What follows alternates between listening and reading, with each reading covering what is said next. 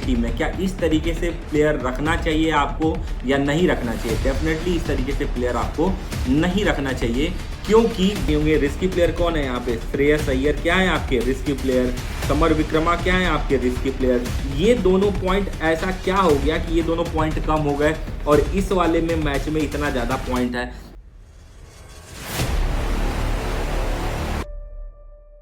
Hello friends, मैं सुधीर आपका अपने यूट्यूब चैनल एस क्रिकेट में स्वागत करता हूं।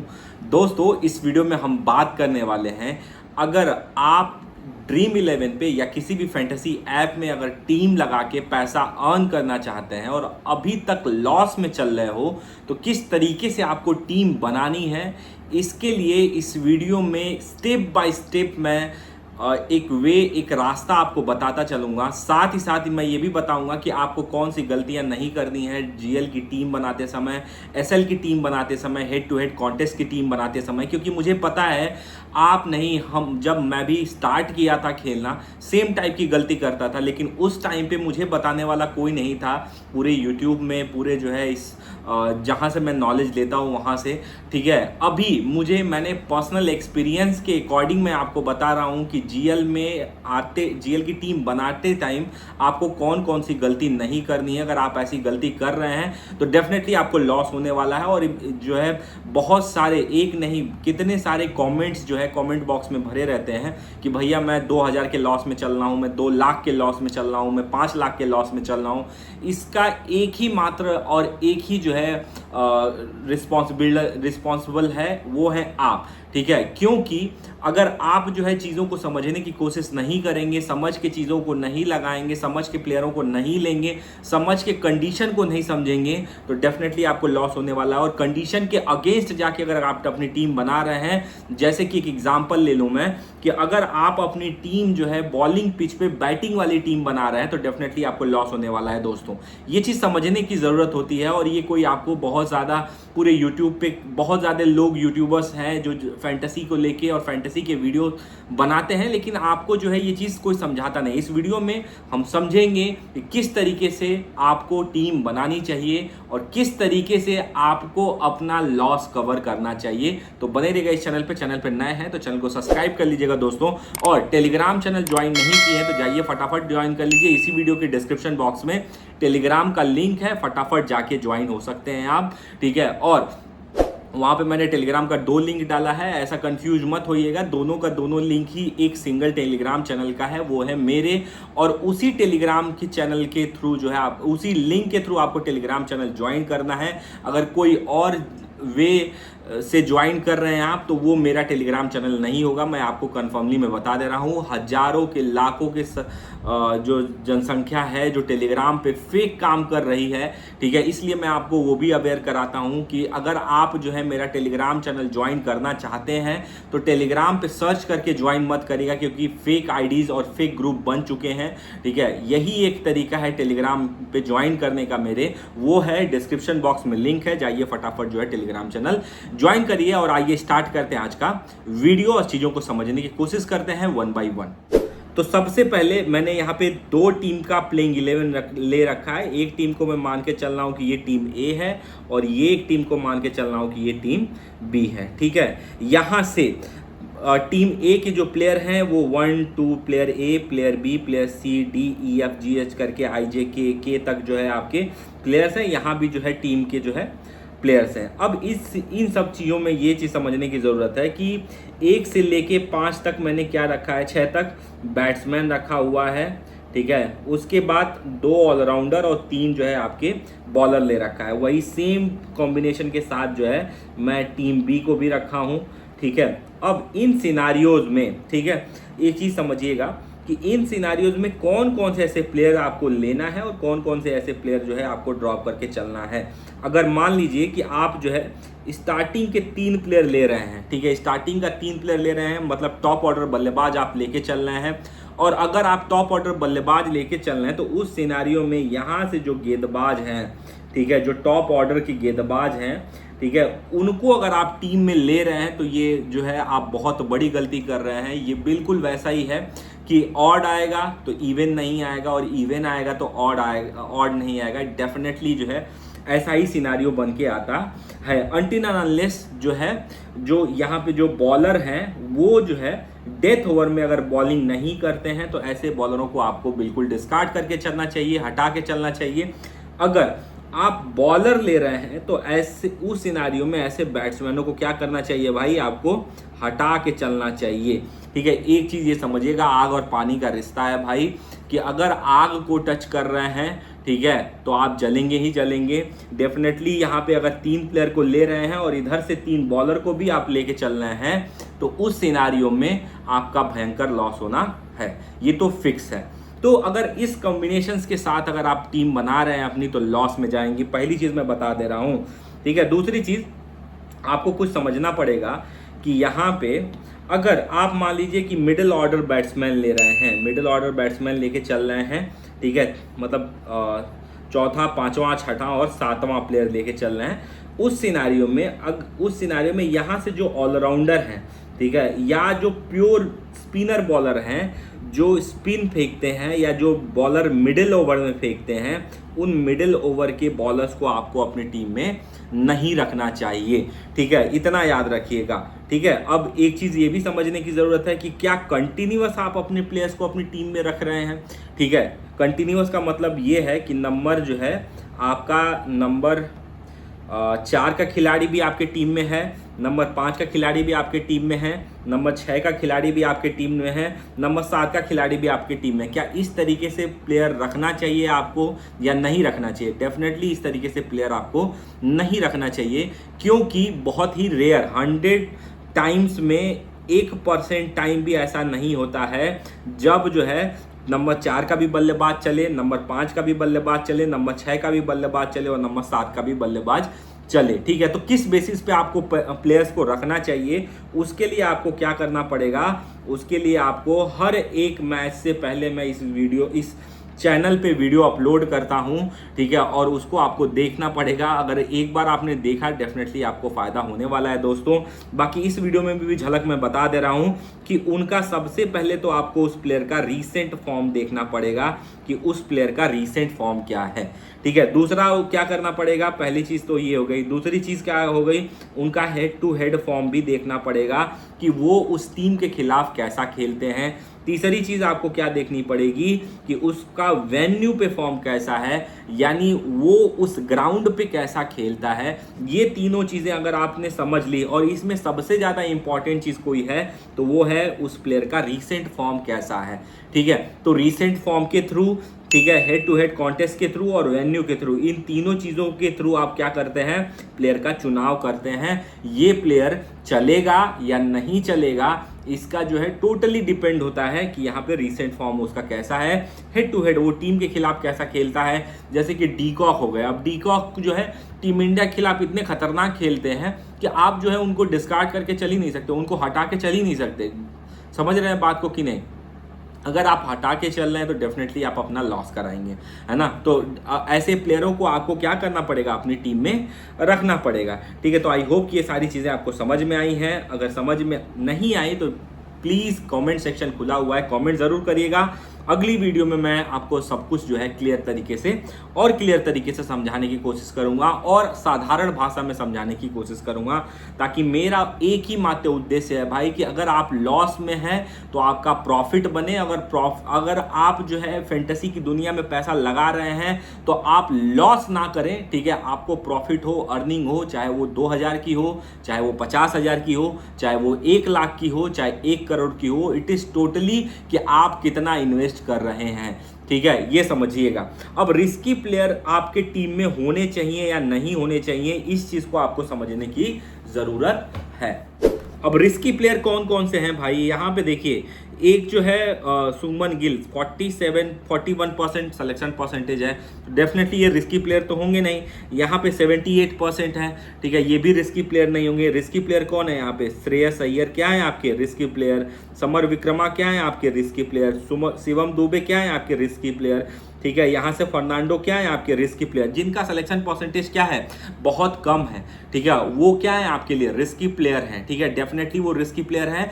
और अगर वैसे प्लेयर आपको टीम में चलते हैं, ठीक है, तो वैसे प्लेयर अगर आपके टीम में चलते हैं तो डेफिनेटली जो है आपको फायदा होना होना चाहिए, ठीक है। ये चीज आपको समझ में आती है। तो अब कौन से रिस्की प्लेयर को आपको लेना चाहिए, ठीक है, ये चीज आपको समझने की जरूरत है, क्योंकि सिलेक्शन परसेंटेज उनका कम है। तो जाहिर सी बात है, या तो कोई बड़ा प्लेयर होगा जो आउट ऑफ फॉर्म होगा, या तो कोई नया प्लेयर होगा जिसके बारे में आप जानते नहीं है, ठीक है। इन सिनारियों में आपको किसको चांस देना चाहिए भाई? उसी को चांस दीजिएगा जिसकी बारी भरपूर आए, ठीक है। यानी अगर नंबर ओपन करता है, ठीक है, तो भी बढ़िया है। नंबर 3 पे करता है तो भी बढ़िया है। नंबर 4 पे आता है तो भी बढ़िया है।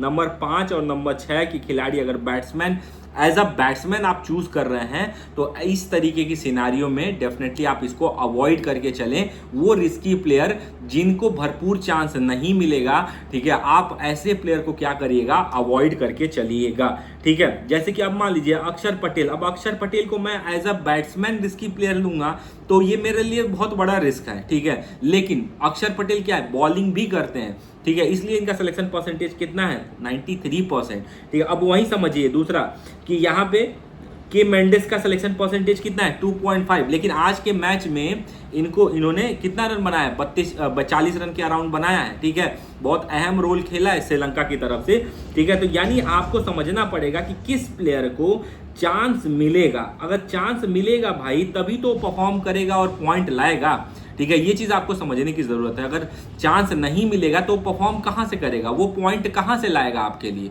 ठीक है। ये चीज आपको समझना चाहिए, ये चीज आपको समझने की जरूरत है, ठीक है। तो ऐसे रिस्की प्लेयर को आप लीजिए जिसको क्या करें, भरपूर चांस मिले, 101% चांस मिले, ठीक है। अगर वो चांस मिलेगा तो डेफिनेटली जो है वैसे प्लेयर को आपको टीम में रखना चाहिए। अगर चांस नहीं मिलने वाला प्लेयर है तो ऐसे प्लेयर को आपको डिस्कार्ड करके चलना चाहिए, ठीक है। तो आई होप कि ये सारी चीजें आपको समझ में आ रही हों। अब हम बात कर लेते हैं प्लेयर बैटल की। तो भाई सबसे पहले प्लेयर बैटल क्या है, ये चीज समझने की जरूरत है। प्लेयर बैटल का मतलब ये होता है, सिंपल सी लैंग्वेज में आपको समझा देता हूं कि एक प्लेयर, मान लीजिए कि टीम ए का कोई प्लेयर ए है, ठीक है, उसको कोई टीम बी का प्लेयर सी है जो लगातार आउट करते आता है, ठीक है। यानी आपको ये समझना पड़ेगा कि अगर उसने 12 मैच में 10 बार आउट किया तो ये ज़्यादा पॉसिबिलिटीज़ है कि इस मैच में उसको वो जो है इसको आउट कर देगा, ठीक है। यानी जैसे कि एक एग्जांपल में, बहुत फेमस एग्जांपल है कि ग्लेन स्मिथ और जो है जहीर खान का प्लेयर बैटल। जब भी ग्लेन स्मिथ आते थे जहीर खान जो है उनको आउट कर देते थे। तो आपको ये समझना पड़ेगा भाई कि जहीर खान जो है वो जो है घातक साबित होते हैं जब भी आप ग्लेन स्मिथ की बात करते हैं। तो अगर आप जहीर खान को ले रहे हैं तो ग्लेन स्मिथ को छोड़ दीजिए, अगर ग्लेन स्मिथ को छोड़ रहे हैं तो आप जहीर खान को छोड़ दीजिए, ठीक है। ये चीज समझने की कोशिश करिएगा। तो इसलिए आपको क्या करना पड़ेगा, प्लेयर का जो बैटल है वो चीज आपको जरूर देखना पड़ेगा कि प्लेयर का जो है बैटल किस टाइप का है और किन किन प्लेयर से बैटल है, ठीक है। जैसे मान लीजिए कोई लेफ्ट प्लेयर ए है जो लेफ्ट हैंडर है और उसका प्लेयर बैटल क्या है, प्लेयर डी से प्लेयर बैटल बहुत ज़्यादा तगड़ा है, ठीक है। तो यानी आपको क्या करना है, प्लेयर ए को या तो ड्रॉप कर दीजिए, या अगर प्लेयर ए को आप ले रहे हैं तो प्लेयर डी को आपको ड्रॉप करके चलना पड़ेगा। इस तरीके के कॉम्बिनेशन के साथ जो है आपको अपनी टीम बनानी पड़ेगी। आइए देखते हैं कि कुछ टीमें मैं आपको दिखाता हूं बना के। यहाँ पे बनी हुई कुछ टीमें हैं मेरे पास। यहाँ पे देखिए कि 3 T20 मैचेस का ले लिया। यहाँ श्रीलंका के फर्स्ट T20 मैच का है, यहाँ श्रीलंका के सेकेंड T20 मैच का, श्रीलंका वर्सेस इंडिया का अभी जो रिसेंट T20 मैच हुआ था उसकी बात कर रहा हूं मैं। अब देखिए इन सिनारियो में आपको हमेशा ड्रीम टीम बहुत अलग अलग दिखेगी। क्यों दिख रही है, क्योंकि ये टोटली डिपेंड किस पे है भाई, पिच पे है। पिच बहुत ज़्यादा इंपॉर्टेंट साबित होती है जब भी आप अपनी टीम बनाते हैं। अब वो उसका मैं ये क्यों बोल पा रहा हूँ, क्योंकि आप देखिए यहाँ पे कितना पॉइंट्स बना हुआ है, 1142 पॉइंट बना हुआ है। यहाँ पे कितना पॉइंट्स बना हुआ है, 913 पॉइंट बना हुआ है। यहाँ पे कितना पॉइंट्स बना हुआ है, 788 पॉइंट बना हुआ है। ये दोनों पॉइंट ऐसा क्या हो गया कि ये दोनों पॉइंट कम हो गए और इस वाले में मैच में इतना ज़्यादा पॉइंट है, क्योंकि भाई ये बैटिंग पिच थी, ठीक है, बैटिंग पिच थी, इसलिए जो है इतना पॉइंट बना है। अब बैटिंग पिच है तो आप ये समझिए, देखिए कितने बैट्समैन हैं, 5 बैट्समैन और 7 बैट्समैन, विकेट कीपर सेक्शन से लेके 7 बैट्समैन हैं, ठीक है। ऑलराउंडर भी अक्षर पटेल हैं, एक ऑलराउंडर भी, यानी टोटल मिला के 8 बैट्समैन हैं।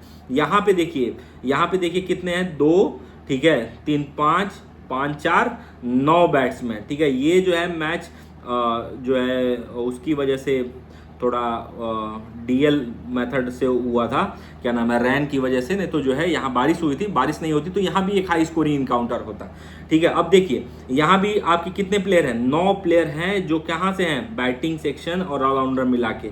अब वही ठीक सिनारियो उल्टा हो जाता है। यहाँ पे देखिए 788 विकेट मिला, जिसमें से यहाँ पे देखिए 4 खिलाड़ी कहाँ से है, बैटिंग सेक्शन से, 1 खिलाड़ी विकेट कीपर सेक्शन से।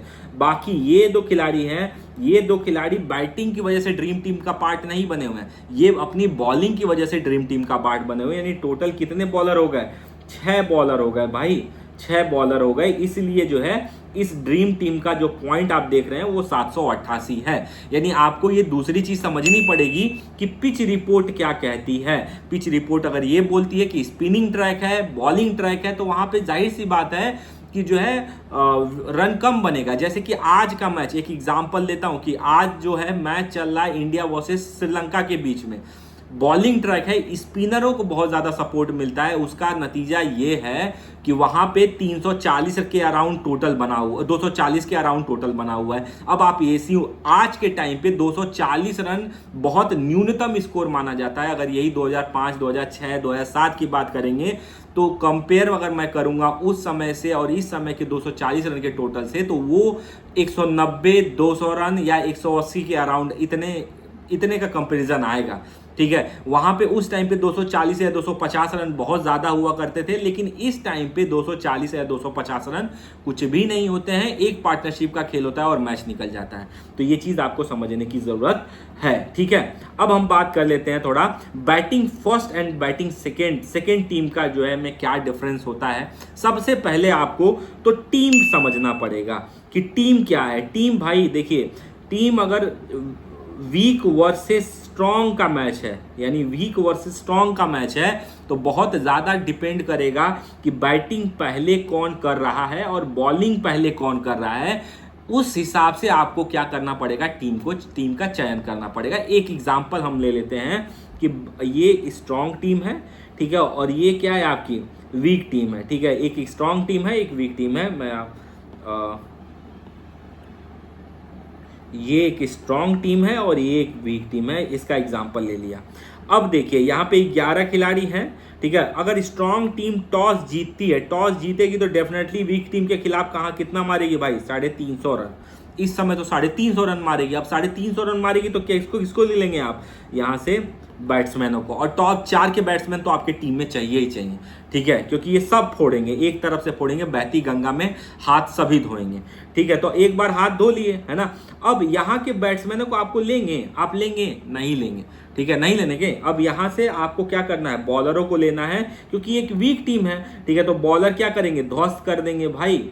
ठीक है, ध्वस्त कर देंगे। अब यहाँ से इस सेक्शन से, इस टीम बी के सेक्शन से तब आपका क्वेश्चन आ रहा होगा भाई किसको ले, तो आप उस सिनारियो में किसको लेंगे, ऑलराउंडर को लेंगे अपनी टीम में। ठीक है, अगर आप ऑलराउंडर को लेते हैं तो आपके पास बहुत ज़्यादा चांसेस है कि वो बैटिंग से भी आपको पॉइंट देगा और बॉलिंग से भी पॉइंट देगा। अगर मान लीजिए किसी एक में फेल होता है तो दूसरे में आपको पॉइंट देके चला जाएगा। ये चीज़ आपको समझने की ज़रूरत है। ठीक है, तो इस तरीके से बैटिंग फर्स्ट और बैटिंग सेकेंड जो है बहुत ज़्यादा इंपैक्ट डालता है जब भी आप जीएल की बात करें, एसएल की बात करें या किसी भी लीग की बात करें। ठीक है, तो आई होप कि ये सारी चीज़ें आपको क्लियर हो रही होंगी। ठीक है, अगर नहीं हो रही है तो कमेंट सेक्शन खुला हुआ है भाई। मैं फिर से और बार बार हर एक वीडियो में ये आपसे गुहार लगाता हूं कि मेरी वीडियो में आपको जो चीज़ समझ में नहीं आई है डेफिनेटली कमेंट सेक्शन खुला हुआ है, कमेंट करिएगा। अगली वीडियो में मैं उसको बिल्कुल फुलफिल करके आऊँगा, इतना मैं आपसे प्रॉमिस करता हूँ। ठीक है, तो कमेंट सेक्शन खुला हुआ है, जाइए फटाफट जो है कमेंट कर दीजिए। अगर आज वीडियो अच्छी लगी है तो भी कमेंट करिएगा, जो चीज़ें वीडियो में चाहिए वो भी कमेंट करिएगा। ठीक है, अगली वीडियो में मैं कोशिश करूंगा कि वो सारी चीज़ें रेक्टिफाई करके आपके लिए लेके आऊँ। ठीक है, बाकी आपको ये वीडियो अच्छी लगी हो तो प्लीज़ मेरे चैनल को सब्सक्राइब कर लीजिएगा, नए यूज़र हैं तो, और टेलीग्राम चैनल को ज्वाइन कर लीजिएगा बिल्कुल पक्के से। बाकी दीजिए इजाज़त इस वीडियो में। जय हिंद।